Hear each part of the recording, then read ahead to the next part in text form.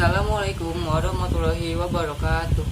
Nama saya Egy Saputra, kelas 12 MIPA 2. Di sini saya akan menjelaskan tentang iman kepada qada dan qadar. Qada dan qadar berarti meyakini bahwa segala sesuatu nasib baik dan nasib buruk yang menimpa manusia sudah diatur dengan batasan-batasan tertentu. Qada dan qadar merupakan suatu istilah yang saling berkaitan terhadap kehidupan umat manusia. Namun, qada dan qadar mempunyai pengertian yang berbeda. Qada dan qadar sering dikenal sebagai ungkapan lain dari kata takdir. Takdir merupakan suatu yang berkaitan dengan kehidupan itu sendiri. Hukum dari takdir bersinggungan dengan sebab dan akibat yang saling mempengaruhi terhadap hasil takdir. Pengertian qada dan qadar.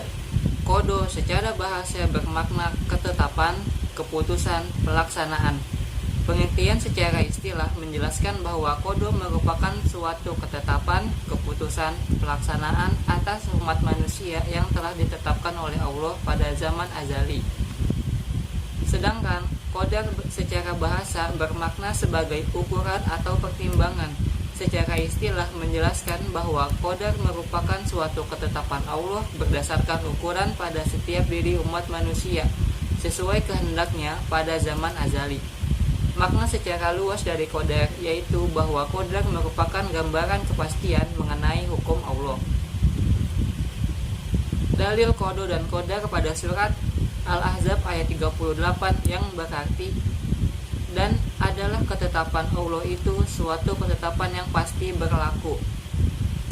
Maksudnya, qada dan qadar sendiri adalah sama-sama takdir Allah, yakni ketentuan yang datang dari Allah dan tidak bisa ditolak oleh manusia. Ketentuan ini sendiri dibagi menjadi dua, qada dan qadar. Sebab qada adalah takdir manusia yang sudah ada sejak zaman azali, sementara qadar adalah ketentuan Allah yang adalah perwujudan dari qada yang berjalan seiring dengan hidup manusia. Hadis qada dan qadar.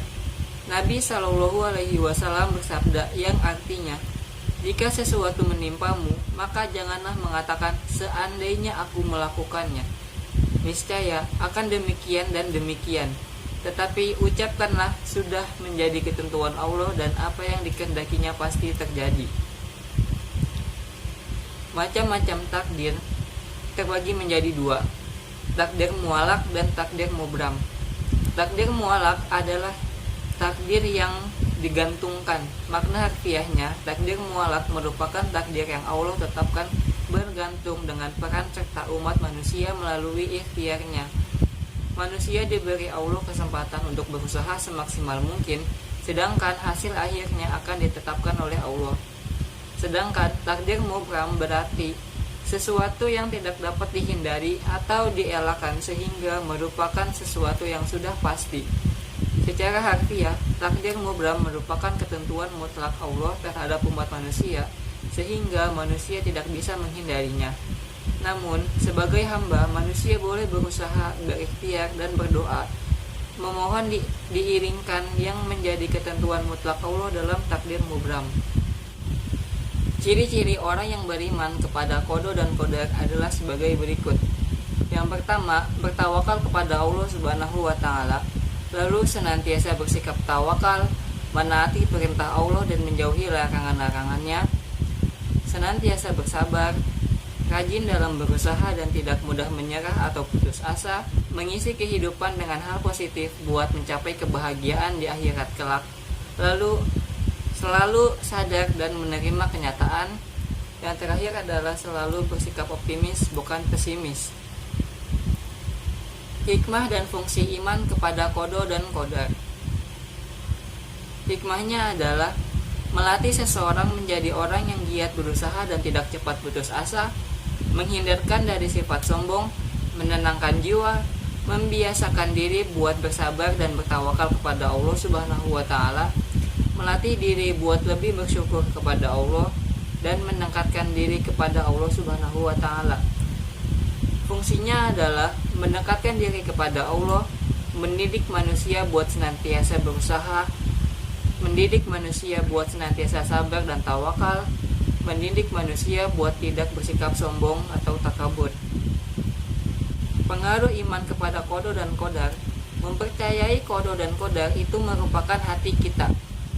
Kita harus yakin dengan sepenuh hati kalau segala sesuatu yang terjadi pada diri, baik yang menyenangkan ataupun yang tidak menyenangkan, adalah kehendak Allah. Sebagai seorang muslim yang beriman, kamu harus rela menerima segala ketentuan Allah di atas diri kita. Dalam sebuah hadis qudsi, Allah berfirman yang artinya, siapa yang tidak ridho dengan qadaku dan qadarku, dan tidak sabar terhadap bencanaku yang aku timpakan atasnya, maka hendaklah mencari Tuhan selain aku. Hadis riwayat Tabrani. Takdir Allah merupakan irodah atau kehendak dari Allah. Makanya takdir nggak selalu sesuai dengan keinginan kita.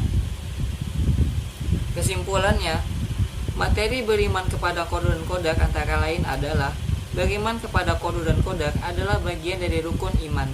Beriman kepada qada dan qadar adalah hukum wajib bagi setiap umat Islam. Beriman kepada qada dan qadar adalah memberikan banyak dampak positif, salah satunya adalah membuat hidup menjadi lebih mudah bertawakal kepada Allah. Contoh hal yang termasuk qada dan qadar adalah ajal atau waktu kematian.